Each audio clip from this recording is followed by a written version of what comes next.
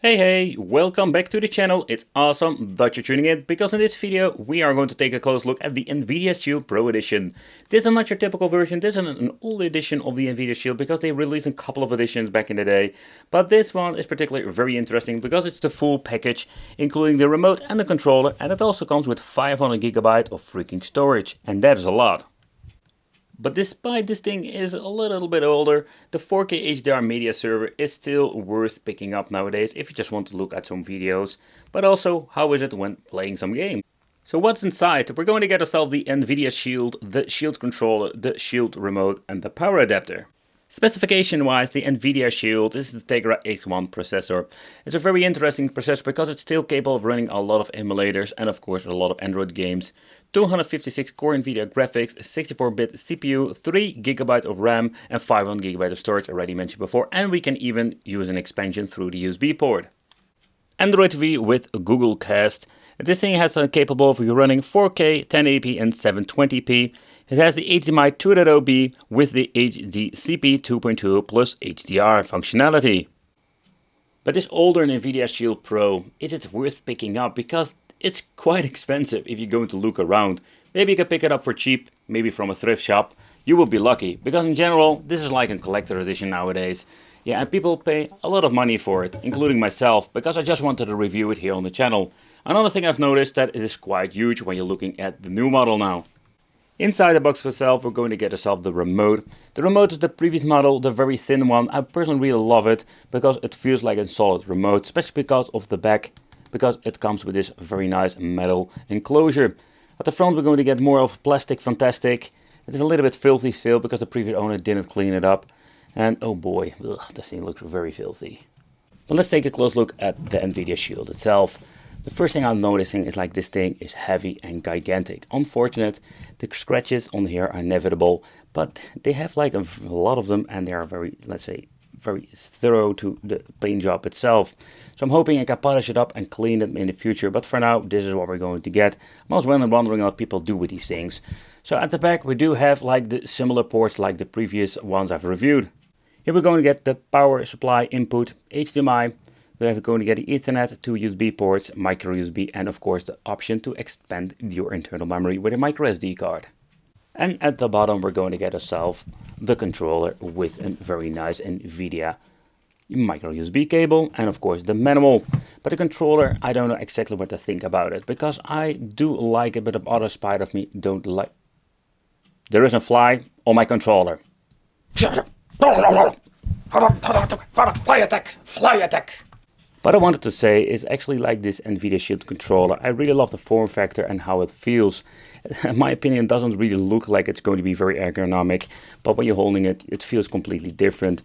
A very nice touch to the L1 and L2, especially when you're looking at already set the trigger buttons at the back. So it does have everything that we're going to need. Especially the D-pad is something you really need to get used to, because it's all like in these clickies D-pad. I've seen it before on handhelds. Very nice touch when it comes to the joysticks, and it will be recognized with mostly of the games and also the emulators. So when it comes to the controller, I do like it. I don't know if it's going to be better than model number 1, because I have never owned it back in the day and also now. So that's something I wanted to see in the future, but for now let's take a close look at the system itself and also do a quick comparison with the new one. So when you're looking at the new version, so when you're looking at the specifications later on, I'm going to talk about, there's not like a big of difference. But what you can see, we do get like say the new remote. Also, let's say the Nvidia Shield itself is so much different. It's very tiny compared with the new version. This one I bought brand new, and you can see like mine is absolutely in new condition. But let's do a quick side-by-side comparison with the older version. Let's do them briefly like a side-by-side comparison with the 500GB older Pro version and the new one over here that only has 16GB built in, if I'm saying it correctly. So then we have like when you're going to put them on top of each other, you can see how huge the older version is. Kind of funny if you ask me. The remotes, I personally really love the new version. It also comes with a lighter feature. It does have like so many new things attached to it in combination with all of the buttons. You still have like the selector over here. And the touch is also improved. And what I already mentioned, like, I don't like the flat model. It does have like a very nice feeling because of the metal plate at the back. And this thing is more plastic fantastic. But besides that point, I really love it how it looks. Just the options, the way you can basically like navigate through quickly to Netflix. The things that it absolutely improved when you're looking at the remotes. Nvidia Shield did an amazing job. I'm hoping they will release a new one, or better said, what they're going to improve in the future. What I found a little bit of disappointment is when you're looking at both models, you can see like there are not a lot of big differences. They have like the input of the power supply here. They changed out basically like the HDMI and the RJ45, but we're still going to get two USB ports. The only thing this thing has is the micro USB port. Then we have like the input for the micro SD card over here. That's like a little bit of a bummer. I wish that like added like more USB ports to this freaking thing. When you're going to put them side by side, we do have like some minor differences. Not only that the one came with a controller, the other one doesn't. You need to buy it separately, like like the mumbo jumbo they implemented it later on. But what I think when you're looking at the specs, especially when you're looking at benchmarks, game related stuff, you don't going to get a big difference over here. Yeah, they give it a little tweak, but the new Nvidia Tegra chip was more like a minor upgrade, and in my opinion, a little bit of a disappointment. But basically when you're going to put all the numbers side by side, this is what we're going to get. But when you're looking at the Nvidia Shield, it's capable of running a lot of Android games on higher resolutions. I have seen myself a lot of say Chinese AliExpress boxes, but most of them will have some limitation, for example with the Asphalt games. But with the Nvidia Shield, also the older models with the old school Tegra X1 chip, they are capable of running a lot of games on high resolution and also great FPSs to have a cool and good Android gaming experience. So let's start off with some Sega Dreamcast in combination with the Redeem emulator, and we can run it on higher resolutions with the Nvidia Shield. Even the older models are having enough power to run these games perfectly.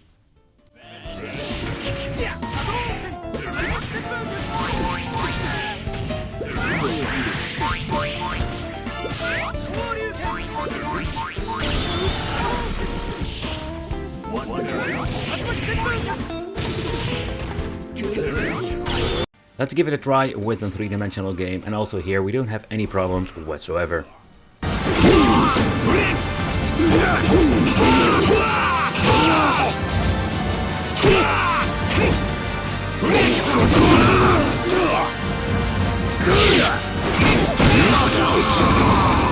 But for the people who wanted to play some GameCube, unfortunate, it is not running perfectly. Even with some Crash Bandicoot, you can see it not even hitting the 30 FPS, getting into freaking title screen. Trying to get yourself the MMGR, the special modified GameCube version, tinker a lot with it, and there are a couple of games that will work eventually. But if you take in consideration that the latest, like say Nvidia Shield Pro with the Tegra X1 chip also had problems with GameCube, you can expect that the older version doesn't like run it at all, or at least having less performance than the newer model. So let's move on to the PlayStation. We do have the option to upscale it to 2 times resolution with some emulators. I'm using here the PSXE emulator. Personally, I'm a big fan of it. Also, the dock station is a little bit better than this version when it comes to emulators. But the overall performance on the Nvidia Shield is absolutely amazing. So if you're a big fan of PlayStation, you really can enjoy some PlayStation 1 on higher resolution than with your typical Android box from AliExpress.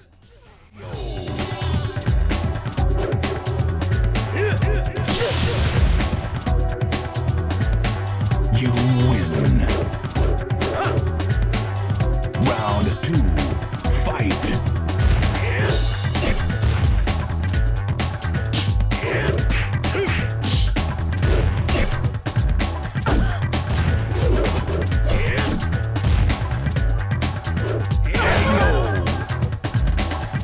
Another game that is more demanding is R-Type Delta, one of my favorite shmups to play, and even love to play it on my original system. But when you're looking into the Nvidia Shield and going to push it up to 2 times resolutions, it looks so much better.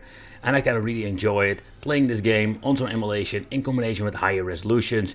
I think that makes the Nvidia Shield, and again, like a little bit better than all your typical cheap China boxes they can pick up for maybe like a portion of the money. Question remains, do you think it's more than enough to run this on 2 times resolution and pay a shitload of money for an Nvidia Shield?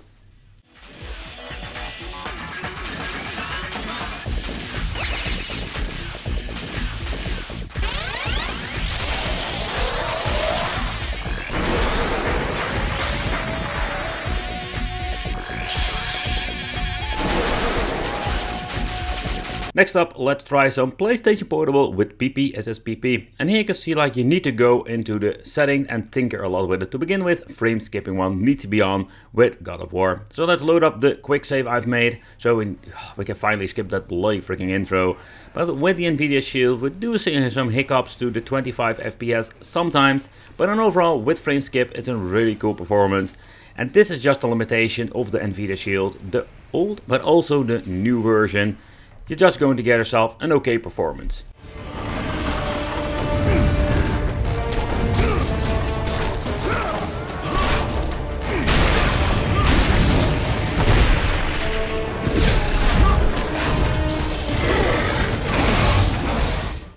But when you're going to deep dive into the PlayStation Portable catalog of games, you will find games that will run on full FPS, and even sometimes you need to tinker a little bit with it. You're going to get an amazing performance on even, let's say, higher resolution. Where you had like God of War playing on, let's say, frame skip, you can maybe do a little bit of tweaking here and there with certain games.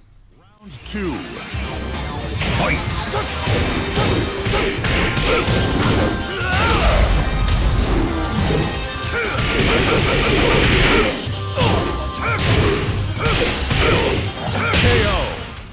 With Sega Saturn and the Yaba emulator, you're going to get an overall okay performance. I did put it on original resolution and entered some frame skip here and there, because some games do struggle, depending of course of the emulator updates. Maybe in the future we're going to get even more and better performance, but it's pretty damn cool to see a lot of games are running okay on this system.